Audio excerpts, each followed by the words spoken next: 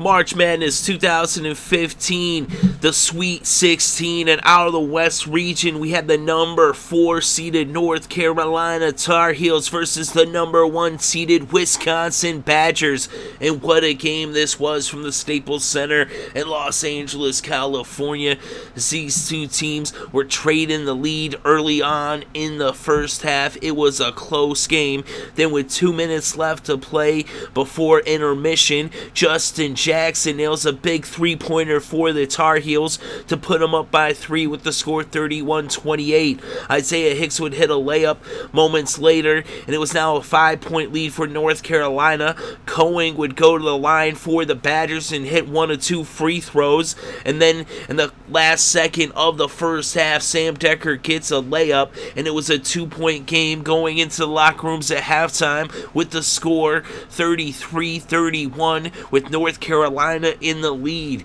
Then in the second half, the Tar Heels would come out scoring first. Wisconsin did take the lead. The Tar Heels took it right back. They would push their lead to as many as 7 points in the second half. Then with less than 7 minutes left to play, Fran Kaminsky hits a big three-pointer to make it a 1-point game. It's 60-59 as the Badgers were right on the Tar Heels' heels.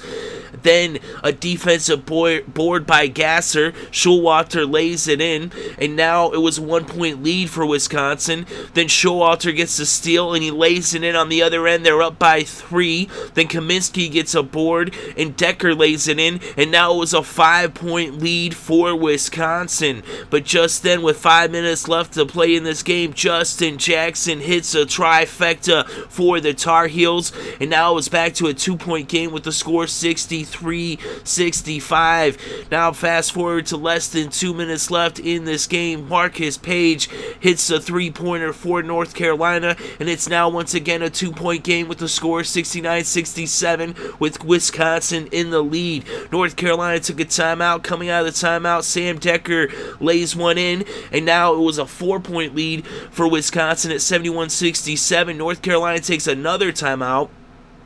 Coming out of the timeout, Marcus Paige hits another three-pointer, and now it's a 1-point game with less than a minute left to play, and the Tar Heels take another timeout. Coming out of the timeout, they would foul Wisconsin, and in the final minute of this game, the Badgers would go 8 for 8 from the free throw line, whereas the Tar Heels, they did go the free throw line, but they would go 2 for 4, and they were 0 for 2 from the three-point land in the final minute, is they would miss any chances of getting back in this game. As solid clutch free throw shooting by the Badgers would carry them to victory with the final score, Wisconsin 79, North Carolina 72.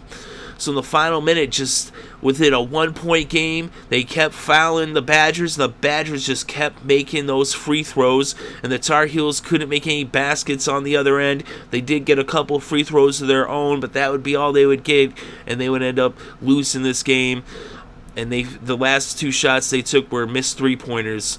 And Wisconsin is dancing on to the Sweet 16 with the victory over the Tar Heels.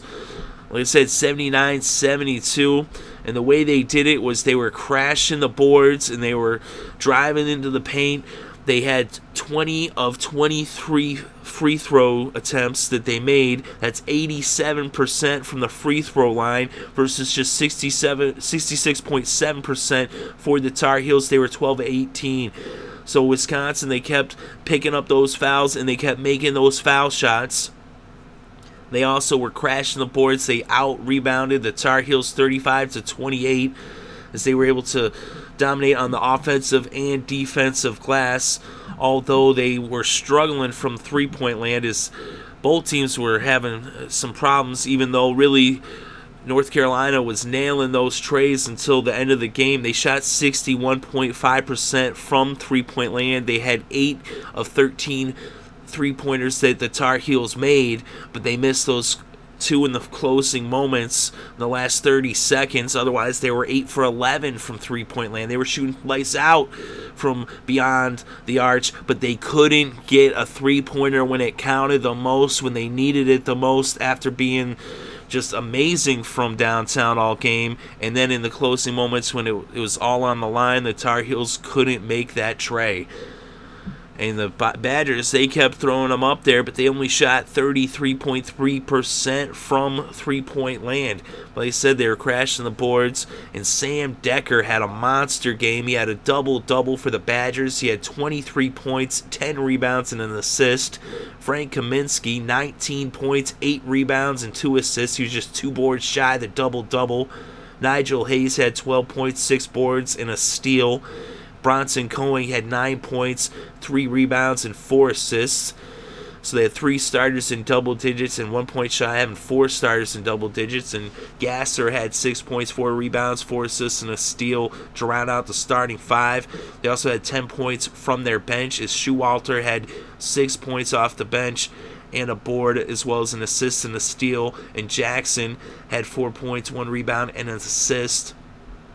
North Carolina had 3 starters in double digits, as Jackson and Johnson each had 15 points.